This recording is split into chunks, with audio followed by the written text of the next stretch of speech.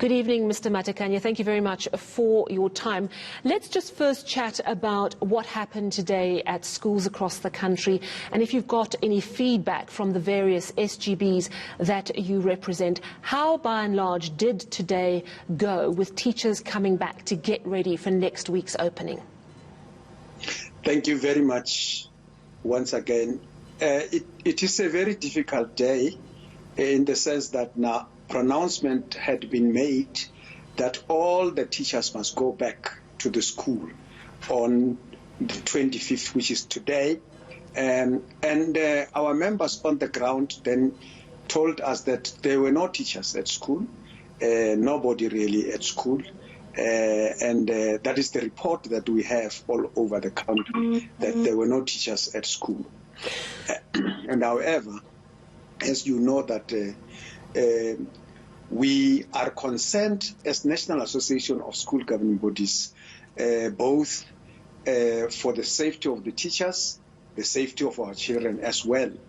And we knew, because we made a pronouncement, that we stick to the principle of safety first, so that now when teachers go to school, then followed by children, schools must be safe, and they must be provided as well with the PPEs, so that they are continuously doing their work protected. Absolutely. Mr. Matekane, let me just pick up on that first point you made. You said that you've spoken to various SGBs and they're saying teachers weren't at school today. We have seen some footage of some schools with teachers present. Can you give me an idea of, a rough idea of what percentage of schools had no teachers today? Yeah, it could be roughly perhaps 2%. As you know that earlier on I indicated very seriously that there are serious disparities in this country. You will find that those teachers are teachers that are working or teaching in rich schools. So are you saying it's 2% who were back at school today or 2% who didn't arrive? I just need to clarify. 2% who went to school today. Really? Gosh, that's quite a thing if there were 98% of the teachers not arriving. I just wanted to move on to the issue of school fee payment. Have you got a sense from the SGBs how many parents are currently defaulting on paying school fees and what sort of impact that is having on teachers and their ability to get paid? I may not have percentage now, in the sense that the school governing body had been not able to meet since the beginning of the lockdown to date.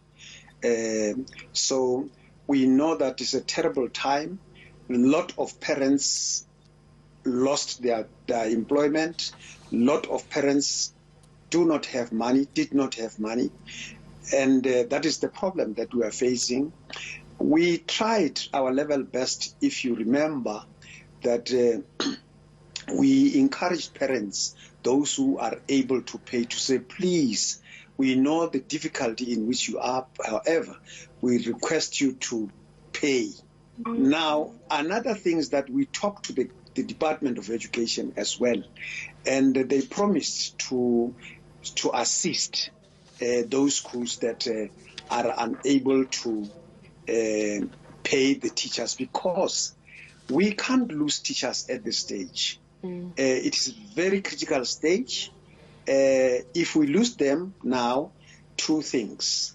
One is that it is going to be a long process to recruit and to appoint.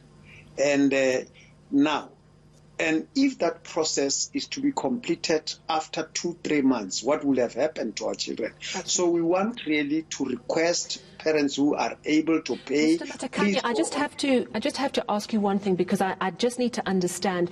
A little earlier I spoke to the Gauteng Education MEC Panyaza Lessufi, and he says he's confident that the schools will all be ready in Gauteng next week to reopen their doors. He mentioned just the West Rand, some schools there are a problem. Do you share his confidence? Do you think that this week is going to be a really busy one, that we're going to see things moving? Have you been reassured, and do you share his confidence? You see, It's not a matter of reassuring. We are saying to the MEC, make sure that schools are safe, so that the teachers are safe and the children are safe. That is what we are saying. And we don't want to see rich schools going back, the teachers and the children. We want to see all the schools going back if they go back on the first. All the schools, not few schools that are rich or few schools that are able to observe the protocol of the coronavirus. I mean, protocols like, for instance, the social distancing, where there is running water and all this. We want to see all schools. So what we are requesting, without selective, we are saying all schools must be safe.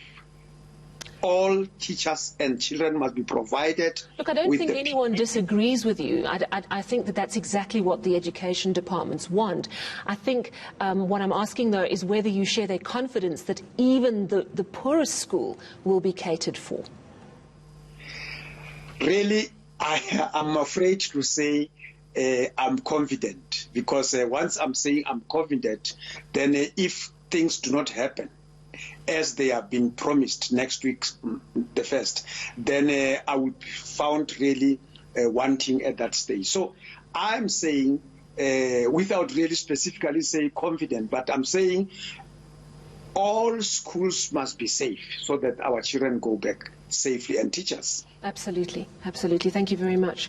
That is Matekane Matekane. He's from the National Association of School Governing Bodies.